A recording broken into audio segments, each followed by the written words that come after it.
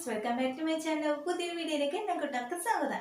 അപ്പോൾ ഇന്നത്തെ നമ്മുടെ വീഡിയോ എന്ന് പറയുന്നത്, നമ്മളിപ്പോൾ സ്റ്റാർ മേക്കറൊക്കെ യൂസ് ചെയ്യുന്ന ആളുകളാണെന്നുണ്ടെങ്കിൽ നമ്മളിപ്പോൾ സ്റ്റാർ മേക്കർ ആപ്ലിക്കേഷൻ വന്നിട്ട് നമ്മൾ പാട്ട് പാടാറുണ്ട്, പിന്നെ മറ്റുള്ള പാട്ടുകൾ വന്നിട്ട് നമ്മൾ കേൾക്കാറുണ്ട്, പിന്നെ അതിലെ മ്യൂസിക്കൊക്കെ വന്നിട്ട് ഡൗൺലോഡ് ചെയ്യാൻ അങ്ങനെ വേണ്ടിയിട്ട് നമ്മൾ ഈ സ്റ്റാർ മേക്കർ യൂസ് ചെയ്യാറുണ്ട്.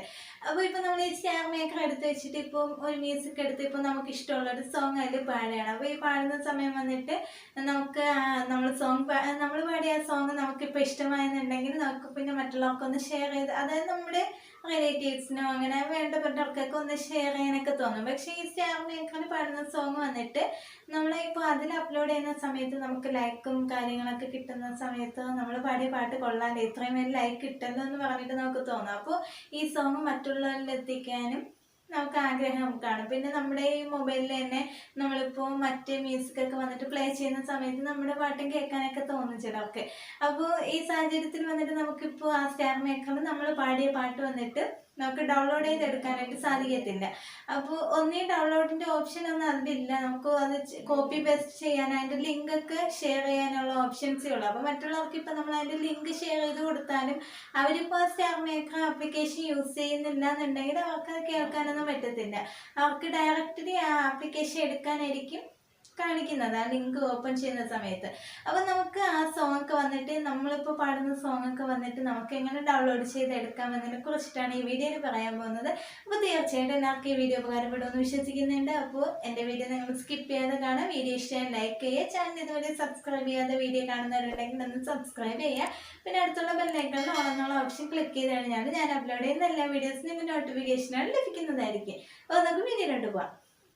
ഞാനിപ്പോൾ സ്റ്റാർ മേക്കർ ആപ്ലിക്കേഷൻ വന്നിട്ട് ഇപ്പോൾ ഓപ്പൺ ആക്കിയിട്ടുണ്ട്.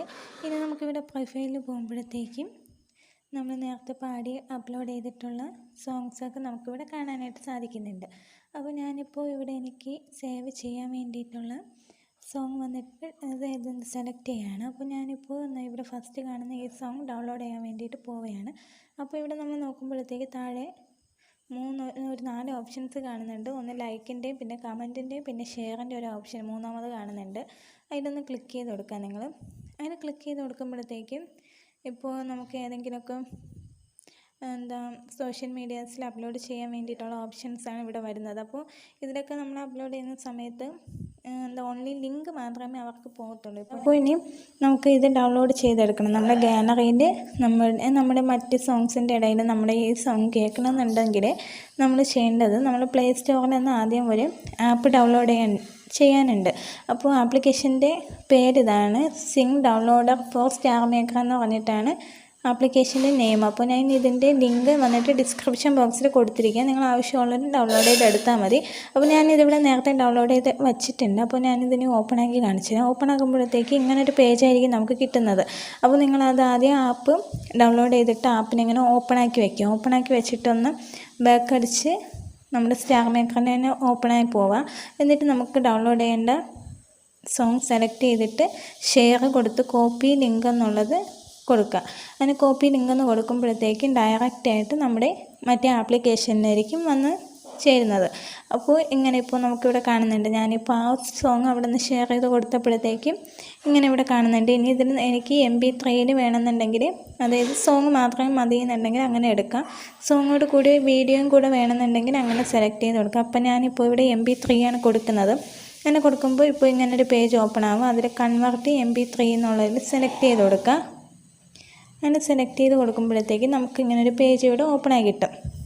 അപ്പോൾ ഇതിന് കുറച്ച് താഴോട്ട് ഇങ്ങനെ നോക്കുമ്പോഴത്തേക്ക് ഇവിടെ സ്റ്റാർട്ട് കൺവേർഷൻ എന്ന് പറഞ്ഞിട്ട് കാണുന്നുണ്ട്. അപ്പോൾ ഇപ്പോൾ എൻ്റെ സോങ് വന്നിട്ട് അവിടെ ഡൗൺലോഡ് ആവാൻ വേണ്ടിയിട്ടുള്ള പ്രോസസ്സിങ് നടന്നുകൊണ്ടിരിക്കുകയാണ്.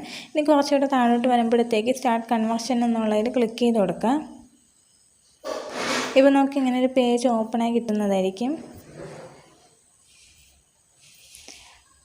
ഇപ്പോൾ കണ്ടില്ലേ, ഇവിടെ ഇങ്ങനെ നമുക്കൊരു കോളത്തിൽ ഡൗൺലോഡ് എന്ന് പറഞ്ഞിട്ട് ഒരു ഓപ്ഷൻസ് ഇവിടെ വന്നിട്ടുണ്ട്. അപ്പോൾ നമുക്ക് ഓട്ടോമാറ്റിക്കലി താഴെ നമുക്കിവിടെ കാണുന്നുണ്ട് നമ്മുടെ ആ സോങ് വന്നിട്ട് ഡൗൺലോഡ് ചെയ്യണോ വേണ്ടതെന്നുള്ളത്. അപ്പോൾ നിങ്ങളവിടെ ഡൗൺലോഡ് എന്നുള്ളതിൽ ക്ലിക്ക് ചെയ്ത് കൊടുക്കുക. അപ്പോൾ 6.34 MB ആണ് എനിക്ക് ആ സോങ് ഉള്ളത്. അപ്പോൾ ഇതിപ്പോൾ അവിടെ ഡൗൺലോഡ് ആയിക്കൊണ്ടിരിക്കുകയാണ്.